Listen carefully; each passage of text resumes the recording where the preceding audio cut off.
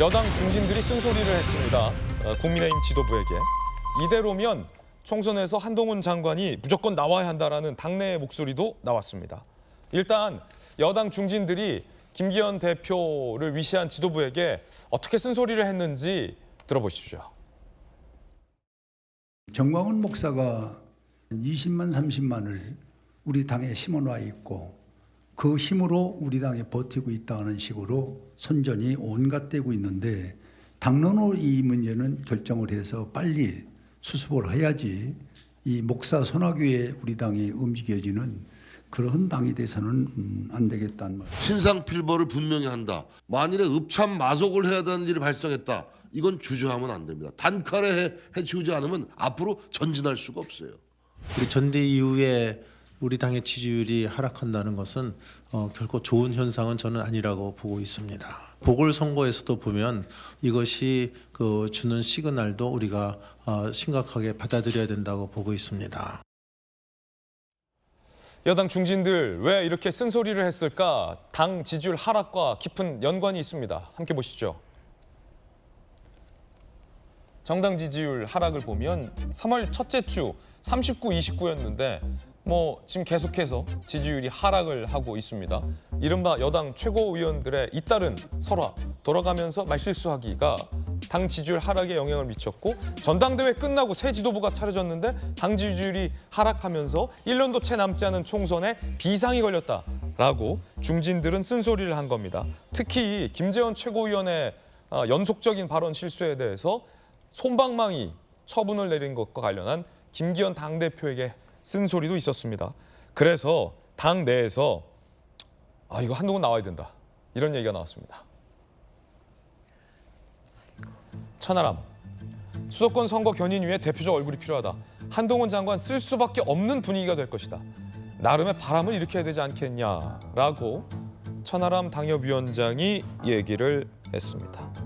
당 상황이 너무 안 좋으니까 좀 지지를 전폭적으로 받는 인물이 이번 선거를 견인해야 한다라는 나름의 주문인 셈입니다. 김수경 교수님, 일종의 위기감이 여권 내에 팽배하군요. 그렇죠. 이제 총선이 1년도 채 남지 않았는데 지지율이 너무 안 나오니까, 그리고 특히나 이제 전당대회 이후에 어쨌든 확 그 바람을 일으켜서 뭔가 국민의힘이 새롭게 쇄신하고 국민들의 사랑을 받는 이런 식의 정당이 돼야 되는데 그 뒤로 너무 이제 지지부진한 거예요. 근데 최근에 이제 여러 가지 설화가 있었고 정광훈 씨의 어떤 발언에 휘말려 들어가는 이런 모양새가 있었는데 전 좀 안타까운 게 그런 설화가 있거나 문제가 있을 때 바로바로 김기현 대표가 선을 긋고 자기 바둑을 둬야 되는 거거든요. 근데 자꾸 누군가 눈치를 보거나 혹시 이게 대통령실이 어떻게 하라는 사인이 올 때까지 기다리는 건가라는 생각도 들고 당대표도 그렇고 원내대표도 그렇고 어떻게 분명하게 선을 긋거나 하는 목소리를 내지 않고 한 발 늦게. 일각의 보도에 의하면 김재원 최고위원에 대해서 대통령실이 오히려 좀 징계 좀 해라. 그러니까요. 이렇게 주문했다는 보도도 나오던데. 그러니까 이게 여론의 추이를 봐서 한 발 늦게 얘기를 하니까 이게 뭔가 당이 카리스마를 가지고 당을 이끌어간다라는 어떤 느낌보다는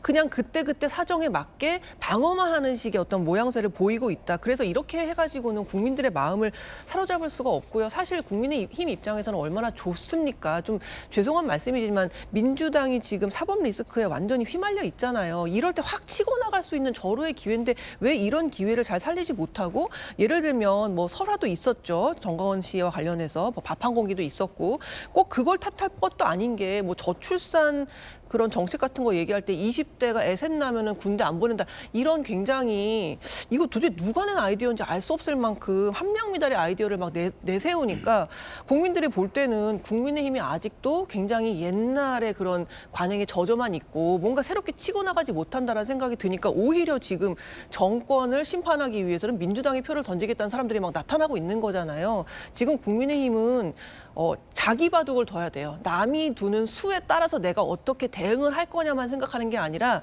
이게 지든 이기든 내 바둑을 두고 내 방식대로 내 메시지를 전달하는 데에 좀 더 중점을 둬야 되는 그런 대안이 시기가 한동훈 아니겠습니까? 장관 출마가 된다고 보십니까? 대안이 된다고 보십니까? 한동훈 얘기를 자꾸 하는 것도 사실 국민의힘이 되게 없어 보이는 거거든요. 없어 보인다고요? 오죽하면은 어떤 아젠다도 없고 인물도 없으면 계속해서 한동훈 얘기하잖아요. 지금 의원들이 돌아가면서 얘기하거든요. 이렇게 상황이 안 좋으면 계속 한동훈이 나갈 수밖에 없다. 한동훈 장관은 정작 자기는 나갈 생각 없고 법무부 장관이 충실하겠다고 하는데 이런 식으로 계속 국민의힘이 오죽이나 대안이 없으면 뭐 지지율 떨어질 때마다 의원들이 돌아가면서 한동훈 얘기를 하겠나 싶을 정도로 이 얘기 자꾸 나오는 게 저는 전혀 예. 국민의힘에게 도움이 안 된다는 생각 듭니다. 지금 이양수 의원께서 전략기획부총장 임기를 유지할 땐 당 지지율이 좋았는데 전략기획부총장을 사임하고서 당 지지율이 지금 곤두박질 쳤습니다. 이 책임의식을 좀 느끼셔야 되는 거 아닙니까? 아니 뭐 저 한 명이 그 전략기획 부총장을 하다가 그만뒀다가 지지율이 떨어지는 것은 아닌 것 같고요. 최근에 저희 당에서 여러 가지 설화라든지 뭐 이런 것들이 겹쳐서 이렇게 당 지지율 떨어지고 국민들 눈높이에 맞지 않은 정당 모습을 보여주고 있는 것 같습니다. 먼저 김기현 그 대표께서 원내대표 할 때 굉장히 의원들의 이야기를 많이 듣고 경청하고 아주 그 친밀한 리더십을 가지고 있는 분입니다. 대여투쟁은 되게 강경하게 하지만 의원들이라든가 우리 구성원들한테는 아주 따뜻한 그런 마음을 가진 분인데 그래서 아마 오늘 그 어제 그 당의 그 중진들께서 읍참마속할 건 해라. 아주 신상 필벌은 분명하게 하라 이런 주문을 하신 것 같은데 김기현 대표께서 심기일전해서 또 워낙에 원내대표를 잘하셨기 때문에 이번에 당대표가 됐다고 보여지거든요. 당대표의 직분도 저는 잘 수행하리라고 믿고 그러려면 의원들이 적극적으로 도와드려야 된다고 생각합니다. 세상에 혼자 할 수 있는 일은 없다고 봅니다. 의원들께서 힘을 모아서 당대표가 조금 흔들린다고 해서 막 비난할 것이 아니고 그리고 뭐 또 다른 사람 차출해야 된다 이런 얘기 하지 마시고 적극적으로 도와주는 것이 당의 안정, 여당의 안정성을 추구하는 국민들의 그런 기대에도 부응할 수 있다고 좀 보여지고요. 특히 천하람 의원 같은 경우에는 이제 한동훈 장관 얘기를 이제 그 패널이 기자가 예. 앵커께서 물어보니까 답변하는 과정에서 나왔다고 보고 사실 한동훈 장관은 계속해서 법무부 장관을 수행하면서 국정 수행에 매진하고 싶어하는 뜻을 여러 차례 밝힌 바 있습니다. 네. 그래서 정치인으로 이렇게 계속해서 뭐 이렇게 하려는 그런 분위기는 저희 당에서는 어느 정도 자제되고 있는데 그렇군요. 그런데 이제 저의 경우에는 한동훈 장관이 정치적 소양이 굉장히 뛰어나 보이기 때문에 본인은 원하지 않더라도 내년 총선에 뭐 나와서 해주는 것이 좋지 않을까 생각이 듭니다. 나와야 된다.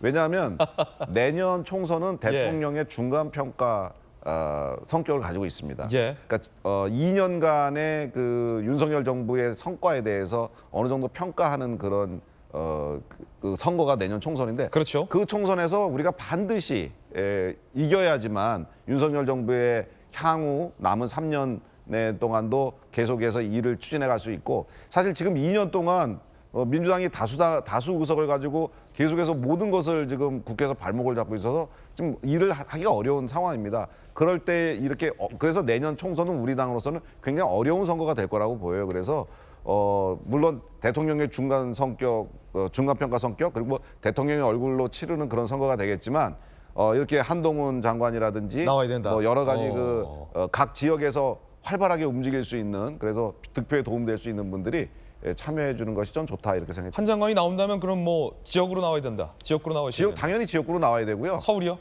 저는 뭐 서울이든 뭐 어디든 괜찮다고 보는데 본인이 일단 연고가 있어야 되겠죠. 거주지라든지 고향이라든지 연고가 좀 있어야 되고 학창 시절을 보낸 곳이면 더 좋을 것 같고요.